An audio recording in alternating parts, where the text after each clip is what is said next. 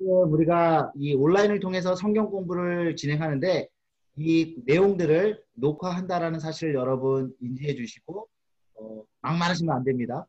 그렇게 아시고 참여해 주시면 좋겠고요. 지금 위에 보이는 글자가 보이시나요? 한쪽에는 마음을 주님께라는 구호가 있고 또 여러분들이 보시기 오른쪽인가요?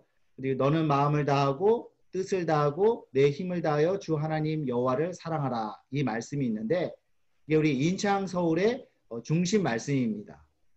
우리가 성경 대학을 통하여서 하나님 말씀을 배우지만 어떻게 보면 이것이 지식적인 그런 정보 전달이 될 수 있는데 우리는 거기서 멈추는 것이 아니라 궁극적으로 이러한 말씀에 대한 연구나 말씀에 대한 나눔을 통해서 하나님 사랑하는 마음이 우리 가운데 충만해지는 것이 우리의 목적이다, 목표다. 그렇게 생각하시면 될 것 같습니다.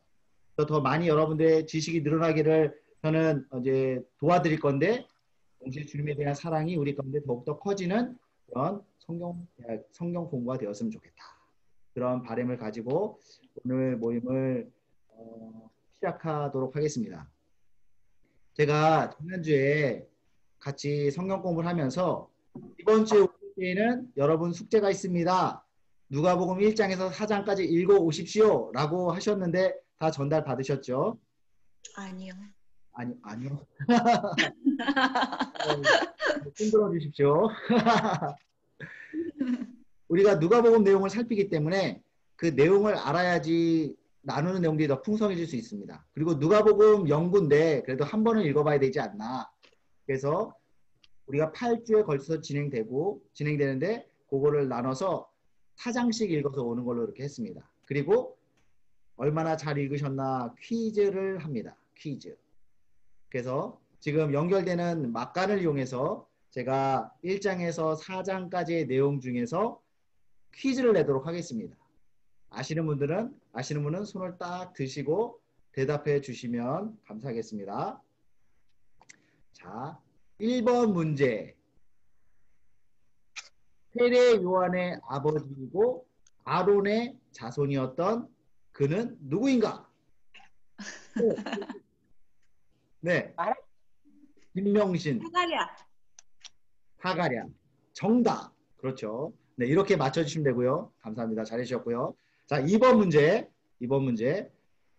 마리아는 성령에 의해서 잉태되었죠. 그 놀라운 사건 앞에 당혹스러웠는데 하나님께서는 당혹스러워하는 그 마리아에게 아이를 가질 수 없는 너희 친족이 엘리세벳이 임신했다. 그것처럼 하나님께서 너에게 성령으로 그 일을 행하실 것이다. 말씀하시죠.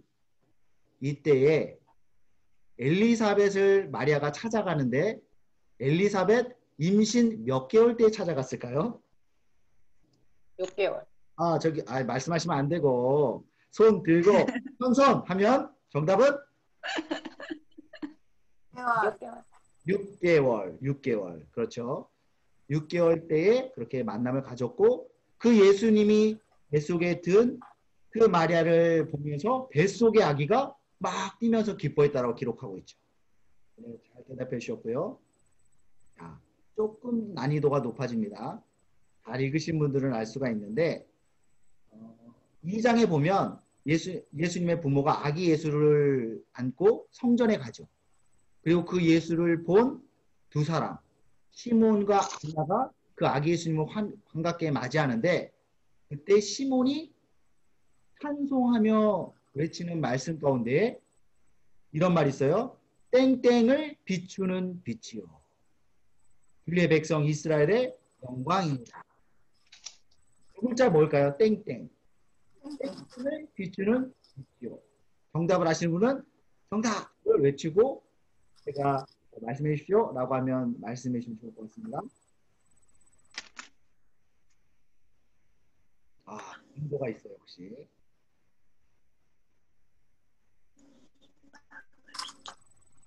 네? 김민아 집사님 말씀하셨나요? 두 글자. 네? 이방. 이방을 비추는 이방.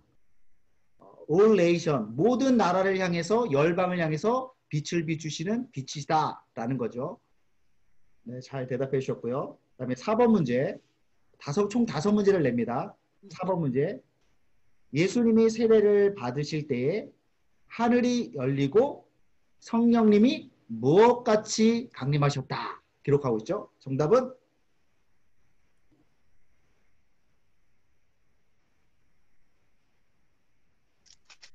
비둘기. 손을 들고 비둘기 같이. 네? 비둘기 같이. 정답은 비둘기 같이 비둘기 같이 성령이 강림하셨다. 그리고 마지막 5번 문제. 예수님이 본격적인 사역을 하기에 앞서서 광야에서 사단의 시험을 받습니다. 그 사단의 시험을 받기까지 사단의 시험은 마치 졸업시험과 같은 거였는데 예수님께서 광야에서 보낸 기간은 얼마인가? 40일. 네, 정답 40일. 그렇죠. 40일. 모세가 광야에서 40년을 보낸 것처럼 예수님은 40일을 광야에서 보내셨다. 네, 정답이고요. 잘 맞춰주셨고요. 이렇게 우리가 다음 주에는 5장부터 8장까지 읽어오시는데 세세하게 읽으라고 제가 이렇게 여러분께 퀴즈를 하는 겁니다. 그래서 오늘은 그렇게 했는데 다음 주부터는 잘하신 분에게는 선물도 준비해서 선물도 드리도록 하겠습니다. 잘 공부해 오시고 단 그냥 답을 툭 던져버리면 안 돼요. 딱 하고 네 미순 하면 40일 해야지 정답으로 인정드리고 그것에 대한 선물로 이렇게 하도록 하겠습니다. 숙제 잘 해오세요. 네, 저희가 8주에 걸쳐서 누가복음에 대해서 연구를 하려고 그러는데 이미 지난주에 1시간을 했습니다. 그래서 구약과 신약을 연결시키는 그 흐름에 대해서 역사적인 배경을 중심으로 그러한 것들을 나누었고 오늘은 누가복음에 대한 개관을 누가복음 1장부터 24장까지의 내용을 간단하게 살펴보면서 아 누가복음 이런 내용이구나 이런 구조로 되어 있구나 라는 것들을 나누도록 하겠고요. 그 다음에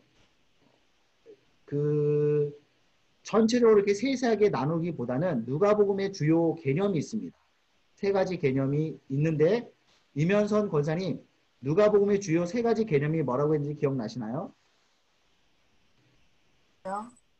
아 기억 안 나세요? 하나님 나라 그리고 제자도 기도 이 3가지입니다. 다른 건 다 중요하지 않고 3가지만 중요하다 그런 건 아니지만 가장 중요한 개념이고 하기 때문에 그 3가지 내용을 중심으로 계속해서 나누도록 하겠습니다. 그래서 오늘은 누가복음 개관에 대해서 살펴볼 텐데 제가 나눠드린 용지를 이거를 파일로 보는 거여서 보실 수 있는 분들은 그거를 참고하면 되겠지만 혹시 잘 보기가 힘드신 분들은 제가 드리는 설명을 들으면서 같이 따라오면 좋을 것 같습니다. 누가복음의 저자는 누가로 알려져 있습니다. 이 누가는 이방인이었고 그리고 의사 출신으로 알려져 있습니다. 그러니까 나름 지식인이라는 거죠. 그리고 일반적인 그런 어떤 지식이나 학문의 그런 수준이 있는 그런 사람이었다. 그래서 마태복음과 누가복음을 비교한다면 그 기록했을 때의 그 대상이 좀 달랐거든요. 마태복음 같은 경우에는 그 1차적인 독자가 누구를 염두에 두고 기록한 것이냐? 그것은 유대인들을 염두에 두고 기록한 것이다. 그렇게 알 수 있습니다. 그래서 특징이 뭐냐면 마태복음은 많은 구약의 내용들을 인용합니다. 물론 누가복음도 구약의 말씀들을 인용하지만 사복음서 중에서 이 마태복음이야말로 압도적으로 구약을 인용해요. 그것이 의미하는 말은 무엇이냐? 이 율법을 열심히 청종하는 그 유대인들에게 봐라. 이 예수님은 구약의 그 흐름 속에서 아브라함과 다윗의 계보 가운데서 하나님께서 예언하신 그 메시아로 오신 분이다. 라는 구약에 대해서 끊임없이 그래서 율법을 중요하게 생각하는 기록하는 거죠. 반면 이 누가복음은 이방인들을 염두에 두고 기록했습니다. 이방인들, 사회 됐네. 약자들, 소외된 자들을 특별히 왜 그랬을까? 그들에게 하나님의 복음이 전파됨을 이렇게 보여주신 거죠. 자, 그래서 누가복음은 누가에서 기록되었는데 특별히 이 책은 한 권짜리가 아니라 짝을 이루는 책이 있습니다. 짝을 이루는 책이 뭐죠? 짝을 이루는 책은 사도행전입니다. 사도행전. 누가와 사도행전은 누가에 의해서 기록되었는데 처음부터 한 짝을 이루는 책이다. 그래서 연결되어집니다. 내용이. 그런 사실을 기억하면서 살펴보도록 할 텐데요. 지금 중간에 따로 인사를 드리지 못했습니다. 그래서 지금 누가복음 개관에 대해서 나누고 있고요. 이제 1장부터 그 내용을 1장에서 목사님 음소거를 해주세요. 음소거.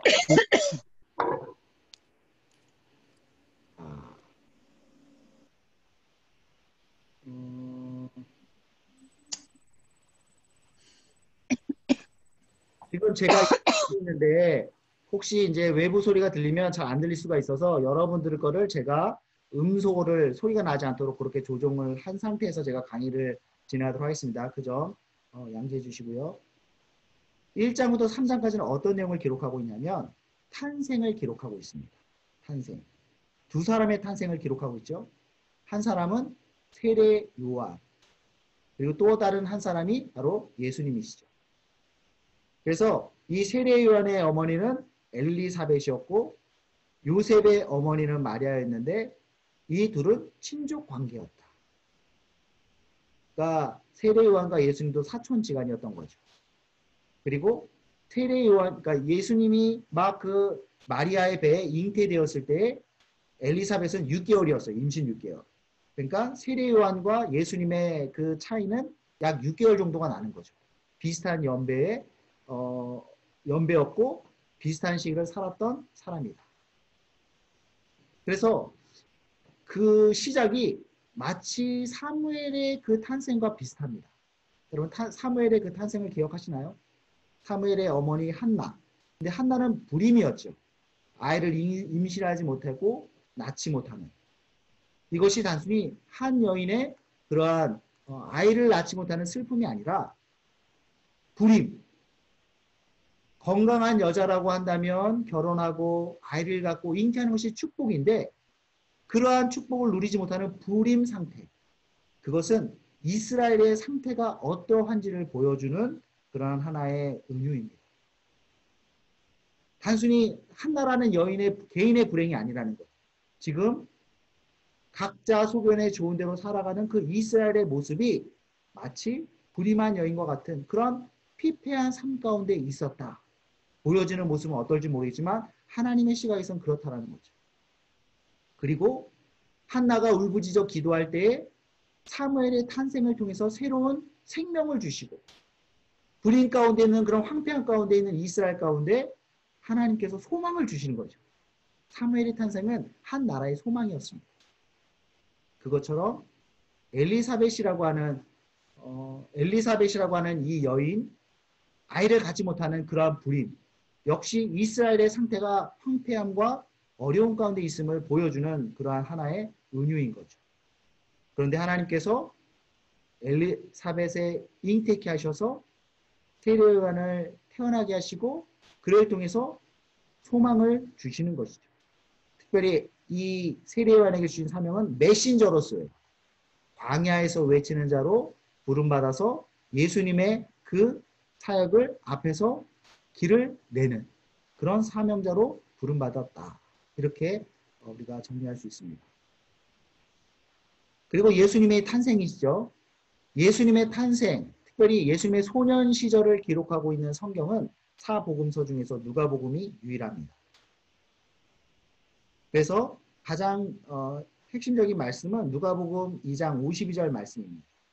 예수는 지혜와 키가 자라가며 하나님과 사람들에게 더욱 사랑스러워 가시다.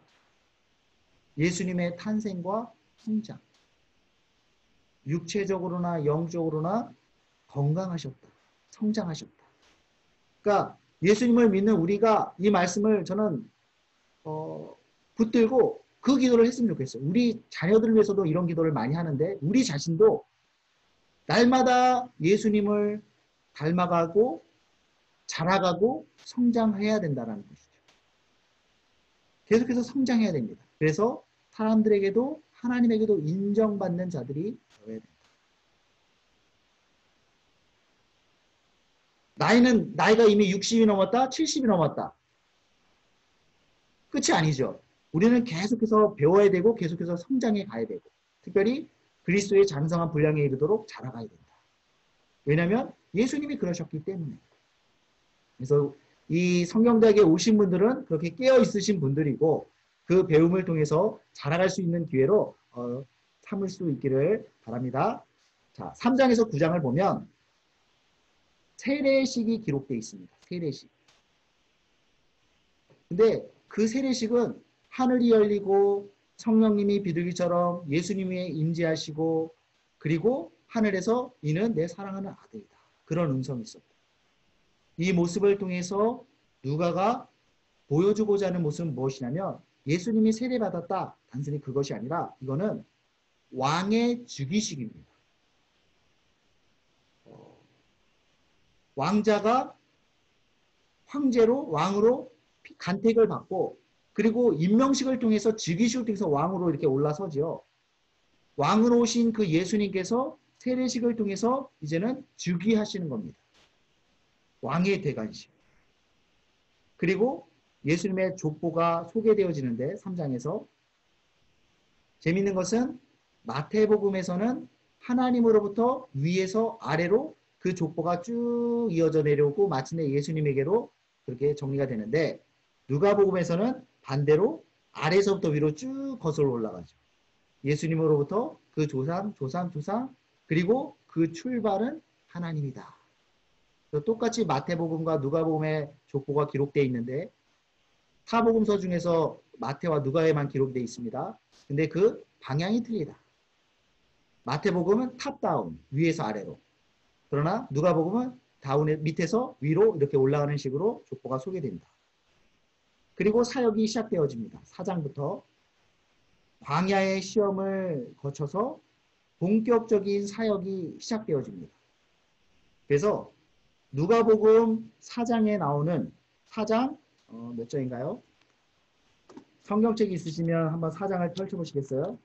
누가복음 4장 17절에서 19절 17절에서 19절 예수님께서 회당에 들어가셔서 회당에 있는 성경을 읽는 내용입니다. 근데 그 읽는 내용이 뭐냐면 제가 읽을게요.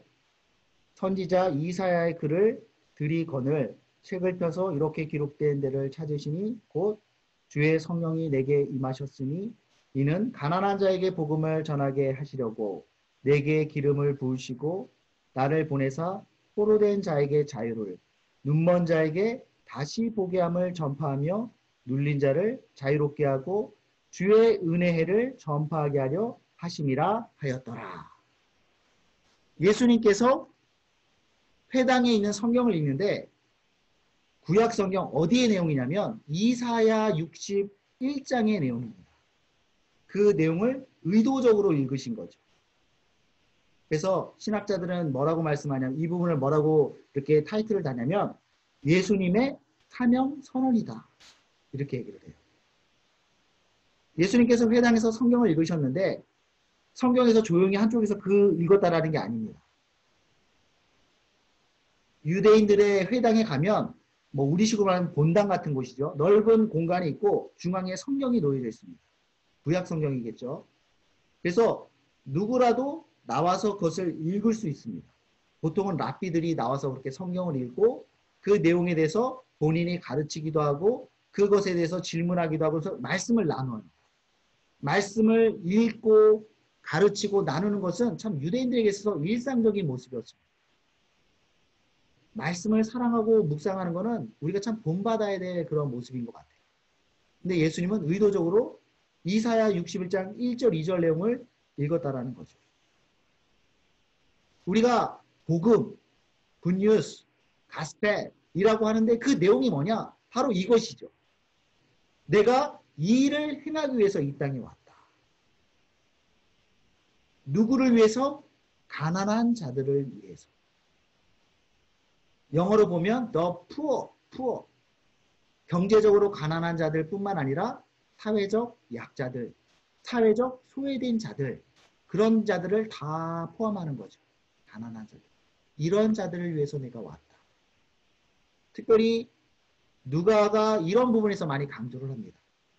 그래서 계속해서 보다 보면 그러한 의도적으로 더 소외된 자들, 여자들, 병자들, 부정한 자들, 사회에서 그렇게 무시당하고 천대받는 그런 자들에 대해서 예수님께서 찾아가시고 고쳐주시고 회복해 주시는 그런 것들이 기록되어 있습니다. 그런 가난한 자들을 위해서 왔다. 복음은 그런 자들을 위한 복음이다. 그 복음의 내용이 뭐냐? 자유케 함. 프리덤. 포로된 자에게 자유를, 갇힌 자에게 노임을. 그 자유를 위해서 내가 왔다라는 거죠. 이것을 굉장히 강조하는데 제가 자유라는 그 단어에 굵은색으로 폰트를 하고 줄까지 그었는데 이 자유라는 이 말에 물론 신약 성경이니까 헬라어로 기록이 됐겠죠. 근데 그 단어는 구약에서 가져온 말을 헬라어로 번역한 말입니다. 그러니까 구약 어느 단어에서 왔냐면 구약 주빌리라는 단어예요. 이게 뭔지 아시겠어요? 주빌리. 그것은 구약에서 하나님께서 그의 백성들에게 말씀해 주신 희년. 들어보셨죠? 희년. 레위기 25장에서 나온 안식일을 주시고 안식년을 주시고 안식년이 7번 되는 77에 49, 50번째 되는 그 해를 희년이라고 해서 주빌리 그 날을 하나님께서 주셨죠. 당시에 안식이라고 하는 개념은 다른 나라의 다른 적에는 없는 개념입니다. 최초로 하나님께서 출애굽한 이스라엘 백성들에게 안식일을 지키라 라고 쉼을 주셨는데 왜냐하면 그들은 노예로 살았잖아요. 노예에게 쉼은 없습니다. 쉼이라는 개념이 없어요. 근데 이제는 너희는 내 백성이고 내가 너에게 쉼을 주노라. 그래서 거룩하게 지키는 겁니다. 그것은 종교 의식인 동시에 하나님께서 우리에게 디자인하신 것이죠. 안식일. 일주일에 하루를 쉬는 것. 그거를 확장해서 7년에 한 해를 안식년으로 지키는 거죠. 아니 이렇게 치열하게 경쟁하는 사회 속에서 바쁘게 살아가는 그런 사회 속에서 어떻게 하루를 쉬고 1년을 쉬고 어떻게 우리가 살아갈 수 있습니까? 그렇게 얘기할 수 있죠. 그러나 우리는 하나님을 믿기 때문에 안식일을 지킬 수 있고 안식년을 지킬 수 있는 것입니다. 하나님이 우리를 책임져 주시기 때문에 하나님이 우리의 필요한 것들을 공급해 주시기 때문에 그 믿음이 있으면 안식할 수 있는 것이고 그 믿음이 없으면 안식할 수가 없는 거죠. 남들 지금 막 뛰고 있는데 어떻게 앉아있을 수가 있어요. 남들은 막 밤새서 공부하고 있고 밤새서 막 영업 뛰고 있는데 어떻게 안식일을 지킬 수 있냐고요. 비록 세상 사람들은 치지 않고 뛰지만 우리는 우리의 하나님이 우리를 책임져 주시고 세워주시고 인도해 주신다. 그 확신으로 인해서 안식일도 지키고 안식년도 지킬 수 있는 것입니다. 더 나아가서 안식년이 77에 49, 50번째 되는 그 해에는 희년이라고 해서 단순히 내가 쉬는 것뿐만 아니라 모든 빚을 탕감해주고 모든 종된 자들을 해방시켜주는 것입니다. 그 혜택을 누가 보는 거죠? 내가 하나님의 백성이어서 하나님께서 희년을 선포하라. 빚을 탕감해주고 종된 자들을 다 해방시켜줘라. 그 말씀에 순종해서 내가 순종할 때에 나에게 빚진 자들이, 나의 종되었던 자들이 빚 탕감을 받고 해방되면서 그 혜택을 누리게 되는 거죠. 이 희년이라고 하는 것은 하나님 나라의 정신을 보여주는 것 중에 가장 중요한 부분인데, 온전한 희년, 하나님 나라가 선포되어질 때 거기에 속한 자들이, 빚진 자들이, 포로된 자들이 그 혜택을 누리게 되고 그 해방을 누리게 되는 겁니다. 근데 놀라운 것은, 중요한 사실은 뭐냐면, 하나님께서 레위기 25장에서 모세에게, 이스라엘 백성들에게 희년에 대한 그 명령을 내리신 후에 이스라엘 가운데서 제대로 지켜진 적이 한 번도 없어요. 김기숙 권사님이 주인이고 이면선 권사님이 그 종인데, 그 일 잘하는 이면선 권사님을 종에서 해방시켜주면 누가 손해보겠습니까? 내가 손해보잖아요. 빚을 탕감해주면 내가 손해보잖아요. 그러니까 온전한 희년을 지키지 못하는 거예요. 그런데 이제 메시아로 이 땅에 오신 예수님께서 내가 그 신년을 선포하고 이 땅 가운데 그 신년을 이룰 것이다. 하나님 나라를, 하나님의 통치를 이룰 것이다. 라는 그 선언을 지금 이 회당 가운데 이사야 61장 말씀을 읽으면서 그 구원을 선포하는 것이죠. 그러니까 그 얘기를 듣는 회당에 있는 바리새인들이나 율법 교사들이나 황당한 거죠. 저 새파랗게 젊은 30대면 이제 막 랍비로 데뷔할 수 있는 나이거든요. 그러니까 막 이제 갓 그 목사 안수를 받은 자가 그 베테랑 같은 그 목회자들 앞에서 하나님 나라를 선포하는 거예요. 얼마나 황당하고 쟤 뭐야? 그러한 상황인 거죠. 그러한 하나님 예수님의 선언. 그리고 그 다음 장부터 예수님께서 선포하신 그 하나님 나라의 회복의 사역을 펼쳐가십니다. 그래서 보면 치유의 사역이 시작되죠. 더러운 귀신 들린 사람을 치유하시고, 중풍면제된 자를 치유하시고, 속마른 자를 치유하시고, 나병 걸린 자를 치유하시고, 백부장의 종을 치유하시고, 과부의 죽은 아들을 살리시고. 중요한 부분은 무엇이냐면 예수님께서 분명히 치유를 하시는 분이십니다. 근데 단순히 이것을 위해 오신 게 아니에요. 보세요. 많은 병자들이 있는데 예수님께서 그들을 다 고쳐주신 것이 아니에요. 어떤 의미에서는 일부의 사람들만 고쳐주신 거예요. 뭐지? 왜 그들은 고쳐주시지 않았지? 예수님께서 그들을 무시한 것이 아니라 예수님께서 그러한 치유 사역을 행하신 목적은 무엇이었냐면, 예수님께서 선포하신 그 희년의 선포, 자유케 하리라, 그 자유케 하리라는 것을 샘플로 보여주시는 거죠. 하나님 나라가 질병에 붙잡혀 있고 귀신에 매여 있고 여러 가지 것들에 억압되어 있고 눌려 있는 그들을 예수님께서 치유하심으로, 고쳐주심으로 자유를 그들에게 주시는 것입니다. 봐라, 이곳에 하나님 나라가 임한다. 하나님 나라가 임하는 것은 바로 이런 은혜이다.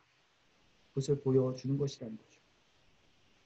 그래서 그러한 역사들을 행하시면서 6장에 보면 예수님께서 12제자를 택하시는 내용이 나옵니다. 12제자를 택하신 것은 무엇이냐면, 새 예루살렘, 새 이스라엘 백성들을 이제 형성하시는 거죠. 예수님을 사복음서에 보면 모세로 많이 비견되거든요. 모세가 예수님의 그림자죠. 그래서 예수님을 통해서 노예였던 이스라엘 백성들을 하나님의 백성으로, 하나님 나라를 살아가며 하나님의 은혜를 온전히 누릴 수 있는 백성으로, 그 사실은 광야 40년을 그렇게 훈련시키시고 가르치시는 과정이었죠. 그것처럼 예수님께서도 12제자를 부르셔서 그들을 가르치심으로 하나님의 백성으로 훈련시키는 것입니다. 그러니까 하나님의 백성 이코르 제자라고 우리는 생각하면 되겠죠. 그래서 그들을 선택하시는 내용들이 나오고, 그리고 이어서 그리고 5장에서는 하나님 나라의 그런 정신에 대해서 설명하십니다. 마태복음 5장에서는 이거를 산에서 올라가서 가르치신다라고 해서 산상수훈이라고 합니다. 복 있는 사람은 복 있는 사람이 아니죠. 심령이 가난한 자는 뭐죠? 제 생각이 안 나요. 가난한 사람은 생각이 안 나네요. 복이 있나니. 복이 있나니. 그렇죠. 복이 있나니, 복이 있나니. 팔복에 대해서 설명하시는데 그것이 단순히 복 받는 비결이 아니라 하나님 나라의 정신입니다. 하나님 나라의 백성들은 어떠한 태도로, 어떠한 마음으로 살아가느냐? 가난함으로, 애통함으로. 세상의 눈으로 보면 패배자들인 거죠. 루저들인 거죠. 그런데 사실 하나님 나라에서는 이런 자들이 환영받고 이러한 자들이 하나님의 은혜를 누릴 수 있다. 누가복음에서도 그 연속성인 거죠. 좀 더 짧게 그것에 대해서 설명하고 있는데 같은 내용입니다. 그래서 가난한 자, 줄인 자, 우는 자 이런 자들에게 복이 있다. 아까 예수님의 그 사명선언에서 그 예수님의 이 땅에 오심은 누구를 위한 것이라고 그랬죠? 가난한 자들을 위한. 다시 선포되어지는 그 하나님 나라의 정신은 그 가난한 자들을 위한 것이고 그들이 복받는 이제까지 이 땅 가운데서는 무시를 당하고 외면을 당하고 핍박을 당하는 삶이었지만 너희가 이제 이 하나님 나라에서는 대우를 받고 복을 받고 사랑을 받을 것이다. 라는 그 선포인 거죠. 그리고 9장에서 19장까지로의 내용은 무엇이냐면 그러한 예수님의 등장에 종교 지도자들의 반발과 적대감을 기록하고 있습니다. 그래서 예수님에 대해서 그들은 세 가지로 이렇게 정죄를 하는데 첫째로 예수는 신성 모독자다. 자기가 막 하나님의 아들이라고 그러고 막 그렇게 하나님의 이름을 빌어서 가르치는 것들에 대해서 신성 모독하고 있다. 두 번째는 그가 우리의 전통, 성경에선 장로의 유전이라고 그렇게 표현하는데 그런 것들을 무시한다. 그리고 세 번째는 그는 술 취한 자이다. 여기서의 술 취한 자다라고 하는 비난은 무엇이냐면 예수님께서 아까도 언급한 가난한 자들과 어울리시고 그들과 함께 식탁 교제를 나누시고 그러면서 그러한 포도주를 나누고 식탁을 교제를 하는 것에 대해서 천박하다라고 그를 비난하는 것입니다. 뭐 알코올 중독이다, 술 취해서 행실이 지저분하다 그것을 비방하는 것이 아니라 그들이 부정하다라고 말하는 그들이 죄인이다라고 말하는 사람들과 어울려서 그렇게 교제 나누는 모습에 대한 비난인 거죠. 천박한 자다, 술 취한 자다. 이러한 것들이 예수님에 대한 종교 지도자들의 모습이었고 한편 예수님은 당신을 행하시면서 당신의 사역을 행하시면서 그는 자신을 다시 한번 나타내십니다. 자기 계시. 그래서 먼저 베드로에게 제자들에게 묻죠. 사람들이 나에 대해서 이렇게 저렇게 얘기하는데 너희는 나를 누구라고 생각하느냐? 그때 마태복음에서는 주는 그리스도시요 살아계신 하나님의 아들입니다. 이렇게 대답하는데 누가복음에서는 그걸 좀 더 요약해서 하나님의 그리스도이십니다. 라고 대답하죠. 그리스도라고 하는 것은 기름 부음 받은 자라는 의미이죠. 예수 그리스도. 기름 부음 받은 자. 그래서 구약의 개념에서 기름 부었다라는 것을 살펴볼 때 그게 무엇을 가리키는지를 우리가 이해할 수 있는데 구약 성경에서 기름 부음 받는 자들은 누구였느냐? 세 가지 경우가 있죠. 첫째는 왕으로서 임관할 때에 즉위할 때 기름 부음을 받고 두 번째로는 제사장으로 기름 부음을 받고 또 한 명은 선지자들이 기름 부음 받습니다. 그래서 예수님이 기름 부음 받은 자다라고 하는 것은 그 세 가지 직을 다 갖고 계신 분이다. 특별히 이 누가복음에서는 예수님의 왕되심을 강조하십니다. 봐라, 그 예수님은 기름 부음 받은 왕으로서 기름 부음 받은 분이시다. 그것을 베드로의 고백을 통해서 강조하시고 그러한 것을 예수님 자신도 감추지 않고 그렇다, 내가 바로 그러한 자다. 이렇게 자신에 대해서 드러내죠. 근데 우리가 놓치지 말아야 될 내용이 있는데 그게 뭐냐면 그렇게 예수님께서 베드로의 고백을 통해서 내가 바로 하나님의 그리스도다라는 것을 계시하면서 나타내시면서 당신이 어떻게 죽어야 할 것을 그들에게 제자들에게 알려주십니다. 우리가 성경 말씀을 읽고 연구하고 이해하는 데 있어서 중요한 게 뭐냐면 그 흐름이거든요. 맥락 가운데서 그 말씀의 내용들을 이해하는 게 참 중요한데 왜 예수님은 그런 자기 계시, 내가 메시아이다, 내가 하나님의 그리스도이다 라는 것을 밝힌 다음에 왜 내가 죽을 것이다 라는 것을 밝히는가. 그 순서가 중요한데 그 의미가 무엇이냐면 내가 메시아가 맞는데 당시 이스라엘 백성들 그리고 심지어 제자들마저도 메시아라고 하면 다윗의 그런 군사적인 정치적인 그래서 원수들을 물리치고 이방인들을 물리쳐서 하나님의 통치가 이루어지는 나라를 이루어줄 메시아를 그들은 생각했다라는 것입니다.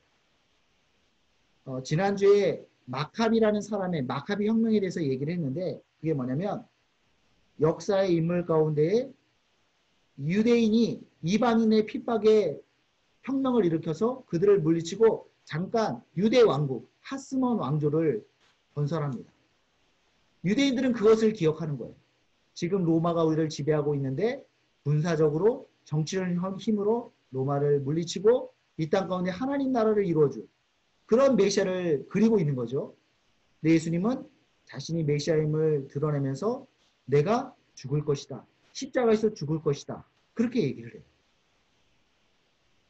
그래서 이것은 무엇을 말하냐면 이사야 52장 13절에서 53장 6절까지의 내용. 우리가 흔히 그 내용을 뭐라고 말하냐면 고난받는 종에 대한 예언이라고 얘기해요.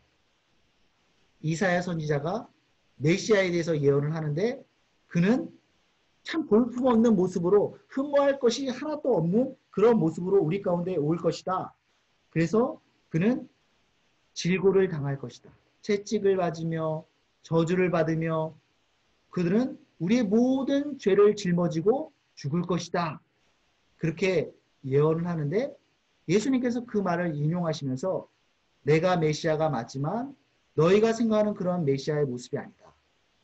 내가 걸어가야 될 메시아의 길은 죽음에 고난받는 종의 모습으로서 이 땅에 왔고 그러한 사명을 감당할 것이다. 라는 것이죠.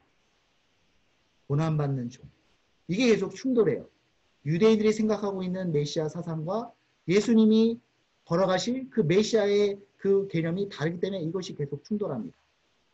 그런 부분들 중요한 부분이고요. 그 다음에 변화산 사건이 있죠. 예수님께서 변화하셔서 분명히 예수님이지만 그 모습이 그 입고 계신 옷이 너무나 휘어져 있는 모습. 그 모습을 통해서 예수님이 새로운 모세임을 알려주는 것입니다. 모세는 애굽으로부터 이스라엘 백성들을 구원하셨는데 이 예수님은 이 새로운 악으로부터 억눌려 있는 죄에 짓눌려 있는 그 이스라엘 백성들을 인류를 구원할 새로운 모세이다. 그것을 보여주는 것이죠. 그리고 오병이어를 통해서 예수님은 그 모세가 광야에서 만나를 통해 이스라엘 백성들을 먹이셨던 것처럼 예수님께서 오병이어의 기적을 통해서 광야 가운데 있는 빈들 가운데 있는 그 많은 백성들을 먹이시는 것을 보여주는 거죠. 모세에 대한 그 계속해서 이렇게 반영을 하고 있는 것입니다.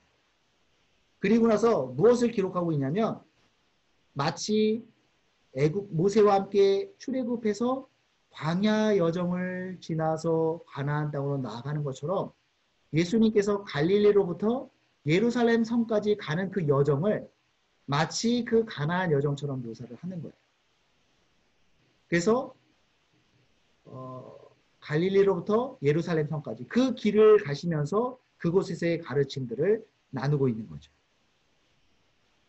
그러면서 그곳에서 70인 파송을 하고 돌아온 그 70인들에게 예수님 정말로 주님의 주신 그 권위를 가지고 귀신들을 쫓아내고 저희들이 병자를 고쳐내고 놀라운 일들을 행했습니다. 그렇게 놀라움을 보고하는 그들에게 대해서 예수님께서 가르치시죠. 도상에서. 어떻게 어떤 내용을 가르치느냐?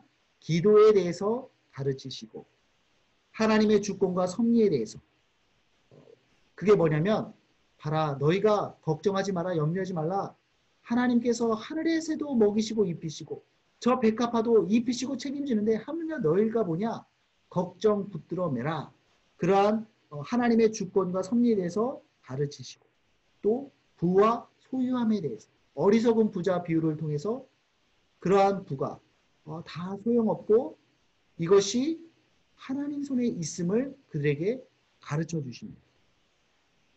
그리고 이어서 15장에서는 세 가지 비유를 말씀하시죠. 잃은 양, 잃은 드라크마, 그리고 잃은 아들. 우리가 흔히 말하는 탕자의 비유에 대해서 말씀하십니다. 그러면서 예수님의 계속적인 메시아 사역에 대해서 또 기록하고 있는데 병자를 치유하시고 장님을 보게 하시는 치유의 역사를 행하시고 9장의 내용이에요. 그러면서 인자가 온 것은 의인을 위해서 온 것이 아니라 이러한 잃어버린 자를 찾아 구원하게 하기 위함이다. 처음에 예수님께서 선언하셨던 그 사명 선언에 대한 재확인이죠. 나는 가난한 자들을 위해서 왔다. 내가 전하는 복음은 가난한 자들을 위한 것이다. 그리고 그것이 또 계속해서 병자들과 장님들과 그들에게 치유하시고 고치시는 역사를 통해서 그것을 확인시켜주고 있는 것입니다. 근데 바리새인들이나 종교 지도자들은 그런 예수님에 대해서 계속해서 비난해요. 왜 부정한 자들, 왜 죄인들과 어울리는가? 예수님은 분명히 가난한 자들을 위해서 잃어버린 자들을 위해서 왔거든요. 그래서 그러한 맥락 가운데서 세리 삭개오와 같이 식사를 하시고 만찬을 나누시는데 그것에 대해서 종교 지도자들은 못마땅하게 여기는 거죠. 그러한 계속적인 충돌이 있다. 그러한 모습에 대해서 예수님은 그 탕자의 비유를 통해서 탕자의 비유, 잃어버린 작은 아들을 위해서 예수님께서 오셨고 하나님께서는 그 아들을 기다리시고 돌아왔을 때 환영하고 있다는 것을 잃어버린 자들에게 가난한 자들에게 말씀하시는 동시에 큰 아들의 비유를 통해서 아버지 곁에 있지만 완악한 가운데 있는 즉 종교 지도자들 완악한 가운데 있는 그 바리새인들에 대해서 빗대어 말하는 거죠. 너희는 하나님 곁에 머물러 있다고 하지만 왜 이렇게 완악한 가운데 있느냐? 왜 이렇게 하나님의 은혜를 같이 누리지 못하고 있느냐? 그렇게 예수님께서는 비유를 통해서 말씀하고 있는 것입니다. 그리고 20장, 21장에 가면 예수님께서 마침내 예루살렘 성에 들어오시죠. 그리고 성전 정화를 하십니다. 성전 정화. 거기서 장사하고 있는 그 장사치들의 상들을 다 뒤엎고 화를 내시는데 분노, 의분이라고 하죠. 거룩한 분노를 행하십니다. 그러면서 긴장이 고조되는데 그때 예수님께서 뭐라고 말씀하시냐면 내 집은 만민을 위한 만민의 기도하는 집이다. 그렇게 말씀하세요. 이게 왜 중요하냐면 하나님을 예배하는 성전이 그러한 장사치들로 더럽혀졌기 때문에 그것을 치운다라는 의미도 있지만 이방인을 위한 만민을 위한 집이다. 이게 강조되고 싶은데 왜냐하면 성전이 한 공간으로 이루어지지 않고 그 예수님 당시의 성전은 헤롯에 의해서 다시 재건축된 헤롯 성전이었는데 구분이 되어 있습니다. 마치 구약의 그 성막이 구분되어졌던 것처럼. 하나님께서 이스라엘 백성 가운데 임재하셨죠. 그러나 그 영광을 이스라엘 백성들이 감당할 수 없었기 때문에 하나님은 벽벽을 쌓아서 그 영광으로부터 이스라엘 백성들을 보호하셨습니다. 그래서 그 하나님께 나아가기 위해서는 절차를 거쳐야 됐어요. 먼저 동쪽으로 뚫려있는 문을 향해 나아가고 번제를 통해서 죄를 씻고 다시 지성소에 들어가기에 앞서 물두멍에서 물로 다시 정결의식을 행하고 그리고 나서 성소로 들어가면 성소는 또 지성소와 성소로 구분되어 있죠. 지성소는 하나님의 임재가 있는 그 임재의 상징인 법궤가 있고 그 안으로 못 들어가요. 그런 정결 의식, 번제를 통해서 정결 의식을 통해서 단계를 거쳐서 나아갈 수가 있는데 그러한 컨셉이 그대로 성전에 반영이 되어서 아무나 하나님의 지성소로 들어갈 수 있는 것이 아니라 제사장만, 대제사장만 그 지성소로 들어갈 수 있고 이스라엘 백성이 들어갈 수 있는 곳과 남자와 여자가 들어갈 수 있는 곳과 이방이 들어갈 수 있는 곳은 구분이 되어 있었습니다. 제사장은 끝까지 들어갈 수 있었지만 그리고 이스라엘 남성은 더 깊이 들어갈 수 있었지만 이스라엘 여성들은 들어가지 못하는 곳이 있어요. 그래서 처음에 들어가면 이방인의 뜰이 있습니다. 이방인은 여기까지 들어갈 수 있어요. 그리고 또 들어가면 여인의 뜰이 있습니다. 여인들은 여기까지 들어갈 수 있어요. 그리고 더 들어가면 이스라엘 뜰이 있습니다. 이스라엘 백성은 남자들은 여기까지 들어갈 수 있어요. 그리고 마지막은 제사장만 들어갈 수 있는 제사장의 뜰인 거죠. 그러한 구분이 있는데 장사치들이 어디를 차지하고 있었냐면 이방인의 뜰을 차지하고 있었습니다. 그러니까 사실 구약 때부터 하나님의 성전은 이스라엘 백성들뿐만 아니라 이방인들에 대해서도 열려 있었다라는 거예요. 아까 우리가 퀴즈를 통해서 시몬의 입술을 통해서 이 예수는 이 메시아는 이방의 빛으로 이 땅 가운데 오셨고 이방을 비출 것이다 라고 그렇게 찬양하고 선포하는데 이방을 비추는 빛이라는 개념은 구약 때부터 있었어요. 하나님은 이스라엘만의 하나님이 아니었어요. 이방의 모든 나라의 하나님이시고 이스라엘 백성들은 마치 빛이 비추어서 이방인들이 하나님께 나올 수 있도록 그 역할을 해야 되는 사명을 가진 백성이었던 거죠. 근데 그 사명을 실패하죠. 그래서 이제 하나님께서 그 사명을 감당하기 위한 이방의 빛으로 오셨고 그래서 이방인들도 온 열방이 하나님께 올 수 있도록 그렇게 나아오신 것입니다. 그러니까 이방인에게도 열려있는 공간이라는 거죠. 더욱이 이 누가복음에서 강조되고 있고 아까 예수님의 사명에서도 보여주었던 것처럼 그 가난한 자들 거기에는 이방인들도 포함되어 있는 거죠. 그런데 이 장사치들이 제사장들과 결탁한 이 장사꾼들이 그 이방인의 자리를 빼앗아 버린 겁니다. 그러니까 이방인들이 올 수가 없는 거예요. 성전에 나와서 기도할 수가 없는 거예요. 그것에 대한 분노가 담겨 있는 거예요. 성전을 깨끗이 하며 엉뚱얼로 가득 채워 있는 그들을 쫓아내며 이방인들을 위한 그 공간을 확보하는 것입니다. 이방인들도 이 하나님 성전에 와서 기도할 수 있고 하나님을 예배할 수 있다. 근데 왜 그곳을 자리를 빼앗고 있느냐? 이방인들을 위한 길을 터시는 확보하시는 성전 정결 사건. 20장, 21장에서 나오고 그리고 이 일로 인해서 종교 지도자들과의 긴장이 더 고조되는 거죠. 특히 제사장들은 그 성전의 그런 장사를 통해서 그렇게 이익을 챙겼는데 당장 그 이익이 위협을 받게 되는 거죠. 내가 하는 일에 예수님께서 정면으로 공격하고 공격을 받는 상황이 되는 거죠. 고조가 되는 것입니다. 그래서 죽일 것을 계획하는 거죠. 그리고 22장으로 넘어가면 예수님께서 유월절 만찬을 제자들과 나누는 것입니다. 그래서 유월절 우리가 잘 아는 것처럼 이스라엘 백성들이 출애굽하기 전에 출애굽을 준비하는 거죠. 하나님의 죽음의 신이 온 이스라엘을 그 이스라엘뿐만 아니라 이집트 전역을 덮으실 때에 그 죽음의 신을 지나가게 하는 패스오버 유월절이죠. 지나가게 하는. 어떻게? 어린 양의 피를 묻혀서 그 문설주에 받을 때 하나님의 죽음의 신이 지나갔던 것처럼 이제는 예수님이 그 유월절 어린 양이 되어서 마치 유월절을 맞이하는 이스라엘 백성들이 무교병 떡을 나누며 어린 양의 피를 바르며 그 유월절 밤을 보냈던 것처럼 예수님과 그 제자들이 새로운 유월절을 보내고 있는 것입니다. 모세를 통해서 함께 경험했던 유월절이 아니라 이제 예수님과 함께 경험하는 새 유월절. 그래서 빵과 포도주, 예수님의 그 피를 상징하는 살과 피를 상징하는 빵과 포도주를 나눔으로써 새로운 유월절을 맞이하는 것이고 이제 그들이 그 유월절 동화에서 출애굽하였던 것처럼 이제까지 이스라엘 백성들을 그리고 하나님의 백성들을 억압하고 있던 죄와 모든 악으로부터의 구원을 출애굽을 시작하는 것이죠. 그러한 유월절 만찬을 나누셨고 23절에서는 그 예수님께서 빌라도 법정에 서십니다.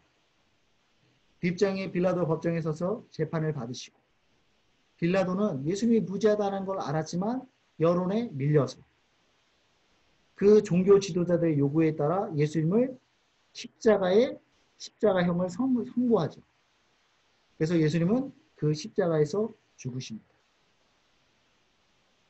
24장에서는 그 예수님의 죽음이 끝이 아니라 빈무덤 가운데 그 여인들이 빈무덤을 발견하죠. 시체로 누워있는 것이 아니라 부활하셔서 그 무덤이 비어있는 모습. 그래서 다시 부활하신 그 주님께서 영광 가운데 나타나십니다. 사실은 고난받는 종, 낮아지고 섬기시고 죽으심으로 그 메시아의 사역을 완성시키는 것인데 그래서 그 계획대로 진행하시는 것인데 제자들조차도 그 고난받는 종의 메시아 개념을 이해하지 못했어요. 그래서 예수님의 죽으심 앞에 다 끝났구나. 그래서 그러한 제자들의 모습을 잘 대변해서 보여주는 것이 엠마오로 내려가는 두 제자들이죠. 예수님께서는 예루살렘에 머물러 있으라고 말씀하셨는데 믿음의 자리에 머물러 있으라고 하셨는데 십자가 앞에서 다 끝났구나 실망한 좌절한 그 제자들은 엠마오로 내려갑니다. 근데 우리 주님이 부활하신 주님이 그들을 찾아오셔서 그들에게 보이시고 특별히 말씀을 풀어 설명함으로써 그들을 깨닫게 하시고 이해케 하시고 그리고 다시 그들과 식사할 교제 가운데 그들을 축사하실 때 그들의 가려졌던 눈이 열리면서 아 이분이 예수님이시구나 깨닫게 하는 것이죠. 여러분 우리가 부활의 주님 죽은 자가 살아나는 그 기적을 목도했음에도 불구하고 그 주님이 내 곁에 왔음에도 불구하고 그 주님을 보지 못할 때가 많다는 거죠. 마치 비밀이 우리의 눈에 가려진 것처럼 다 끝났다라고 하는 그 실망감, 그 두려움, 그 슬픔 그런 것들이 상처들이 아픔들이 우리의 눈을 가리는 거죠. 또는 무지함. 예수님께서 계속 그렇게 설명하셨어요. 나는 메시아다. 그러나 나는 죽을 것이고 다시 부활할 것이고 그러므로 고난받는 종으로서의 메시아 사역을 감당할 것이다. 그렇게 가르쳤지만 그것을 이해를 못하는 거죠. 그러니까 막상 그 일이 이루어졌을 때 그냥 실패라고 생각하는 것입니다. 끝났다라고 생각하는 것입니다. 근데 말씀을 통해서 예수님께서 다시 깨우쳐 주시는 거죠. 우리가 왜 성경대학 이런 공부들을 해야 되느냐, 성경을 쓰기도 할 뿐만 아니라 공부를 해야 되느냐, 그러한 말씀을 통해서 우리가 우리의 무지가, 우리의 가려진 눈들이 열릴 수 있기 때문입니다. 감춰진 것들을 사실은 다 보여주셨는데 우리가 이해하지 못했던 것들을 다시 말씀을 곱씹으면서 깨닫게 되기 때문입니다. 비로소 깨달은 그들이 다시 예루살렘으로 돌아와 야 정말 예수님이 부활하셨어. 예수 부활하셨다. 그 증거를 감격스럽게 전하는 것이죠.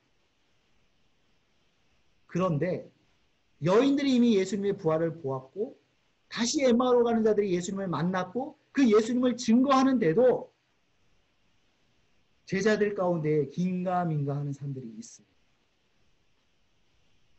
그러자 또 예수님께서 그 다락방에 모여있는 그 제자들 곁에 또 오셔서 다시 말씀을 가르쳐 주시고 당신을 보여주시고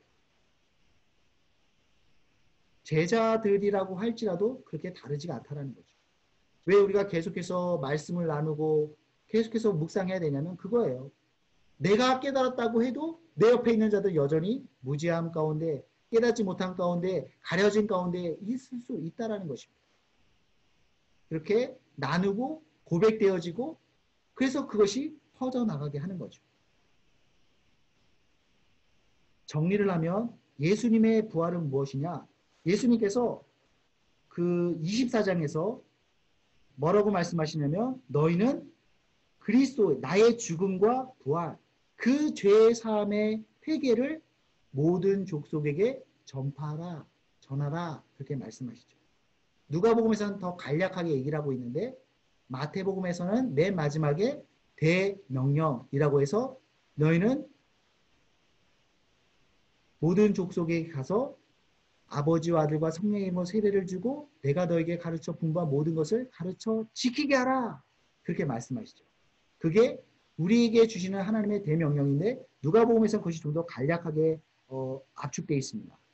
나의 죽음과 부활을 그리고 회개를 통해서 그 은혜를 누리게 됨을 참 왕 대신 그 왕의 통치를 받도록 모든 족속에게 가르치고 전해라.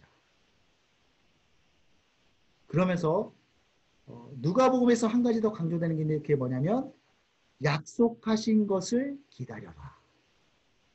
약속하신 것. 약속하신 것이 무엇이냐? 위로부터 부어지는 능력이라고 말합니다. 우리는 그것이 성령님이라는 것을 알죠. 내가 너에게 그러한 명령을 주는데 그러한 사명을 주는데 너희 의욕으로 안 돼. 너희 열심으로 안 돼. 위로부터 부어지는 능력을 받아야 돼. 그것을 약속한 것을 줄 것이니까 너희는 그것을 기다리고 그 성령을 받아서 내가 너에게 준 사명을 감당하도록 해라. 말씀하고 있는 거죠. 그리고 나서 이어지는 이게 짝을 이루는 책이라고 그랬죠. 누가복음은 사도행전과 짝을 이루는데 짝을 이루는 그 사도행전은 말 그대로 별명이 성령행전이잖아요. 약속하신 것이 어떻게 임하게 될 때 어떤 역사가 일어나는가. 예루살렘과 사마리아와 온 유다와 땅끝까지 이르러 주의 복음이 증거되어지는 예수님께서 명령하신 그것이 사도들 통해서 성령의 임재를 받은 그 사도들 통해서 어떻게 이루어지를 기록하고 있는 것이 사도행전인 거죠. 그래서 그렇게 기록되어지는 것입니다. 이것이 이제 누가복음의 개괄적인 내용이라고 할 수 있을 것입니다. 그래서 쭉 나눴고요. 지금 나눈 내용 그리고 지난주에 나눴던 내용들은 지금 제가 녹화를 하고 있거든요. 그 내용을 그대로 올릴 것이고요. 참고하실 분들은 참고하시면 될 것이고요. 그리고 또 관련된 파일도 우리 이 성경대학 카톡방에 올리도록 하겠습니다. 참고해 주시고 다음 주에는 하나님 나라에 대해서 다음 주, 그 다음 주 2주에 걸쳐서 하나님 나라에 대해서 살펴보도록 하겠고요. 그 다음에 과제가 있다고 그랬죠. 성경 읽기. 누가복음 다음 주에는 5장에서부터 8장까지를 읽고 오시면 되겠습니다. 자, 오늘 누가복음 개관에 대해서 나눴는데 질문 있으세요? 질문 있으신 분들은 음소거를 제거하고 말씀해 주시면 감사하겠습니다.